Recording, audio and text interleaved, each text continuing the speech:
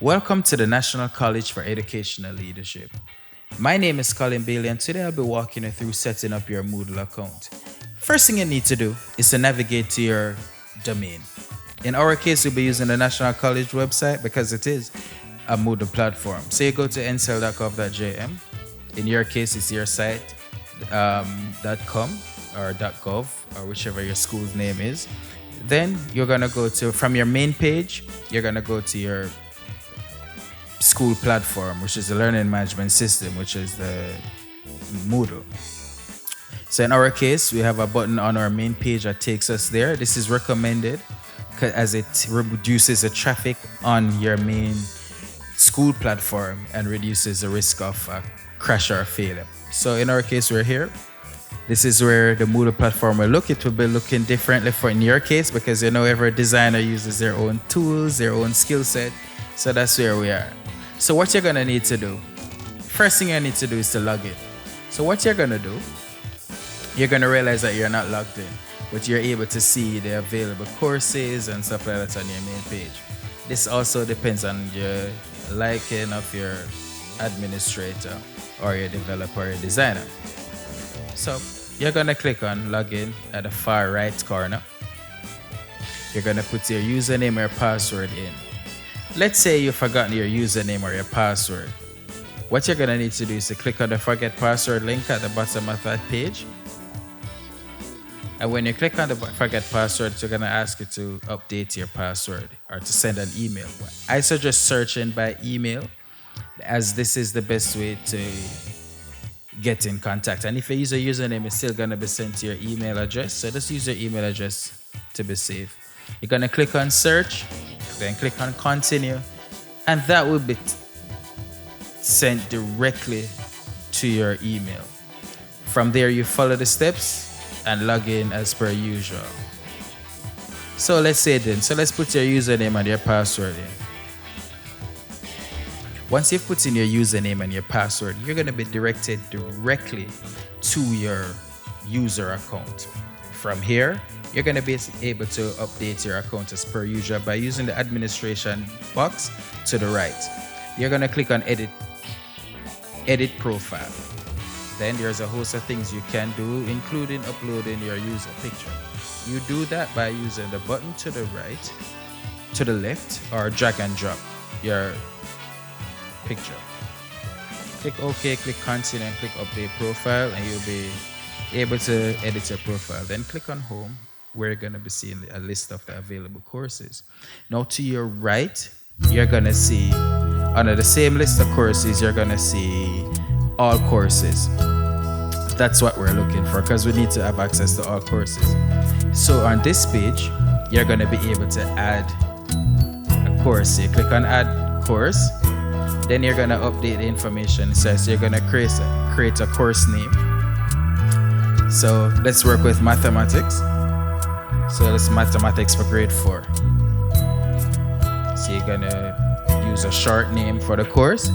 Let's use it as Math 101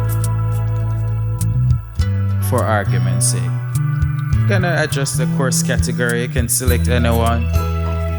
We'll get into that later on. Then you select your course start date.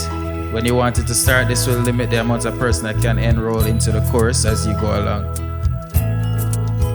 You can go ahead and input description and other information as you see fit. It's self-explanatory, so there's no worry about making a mistake. Click on create course, and then you're gonna see it take you to the page where you have your enrolled users. You wouldn't have anybody enrolled at the moment, but you can always go into your course and change that. Before we start enrolling users, let's start modifying the course. Let's start adding some course content.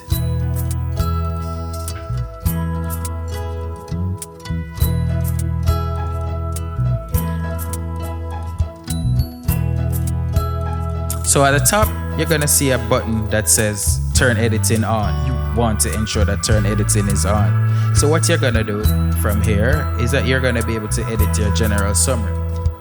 So what you're gonna do, click on the gear icon that's displayed, and you're gonna be able to go in and edit. Add your course name or the section name.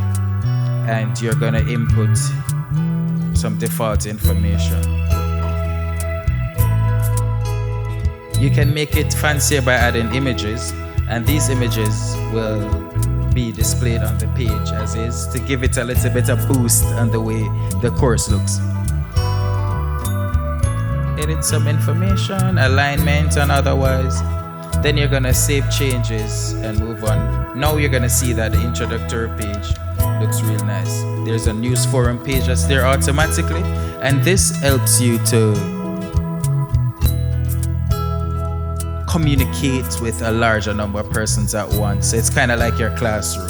So first things first in editing, first you're gonna select your first topic. Let's say the first topic for the school year is algebra. So you're gonna select create algebra 101. From here, you're gonna be able to upload your files. So what you're gonna do, you're gonna upload your files individually. You can drag and drop your file resource if you have a Word document or a PDF, or you can click on the add activity or resource and upload a file individually. When you click on add activity and resource, you're gonna realize and notice that there are a lot of options to include.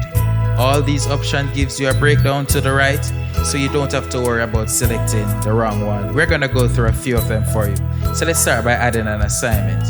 An assignment is basically a Dropbox where you give an assignment and persons need to submit it in this area to complete the assignment.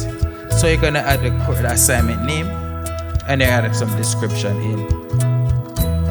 There are a few more options you can go through as it relates to editing your profile. So you can go right ahead and start editing at the moment. Changing some start dates, availability, when the section is available, when the school year starts, as it's your first one. You're gonna edit these options, change these dates, submission files if you want them to upload a file to complete, or is it that an inline text that they need to write. Now we're gonna go through some additional settings. Again, these settings come with options to understand what they are, what they do, so you don't need to worry again about doing the wrong thing.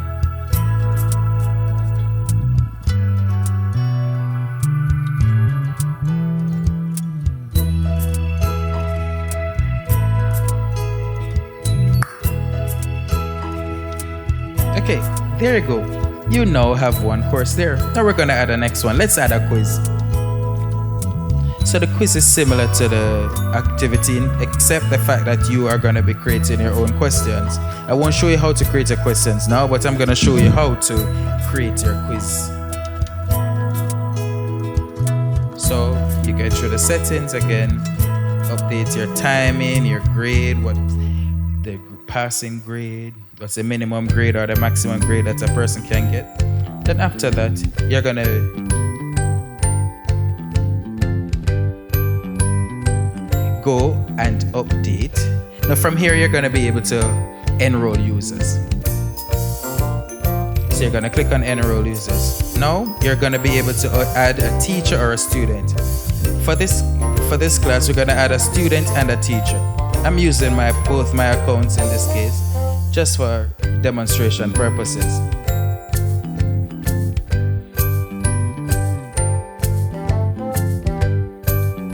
So now you want to put your persons in groups because you know in schools each grade has its own list. For example, let's say the first group is called 4A or 4B, or you know your 4C, 4D, etc.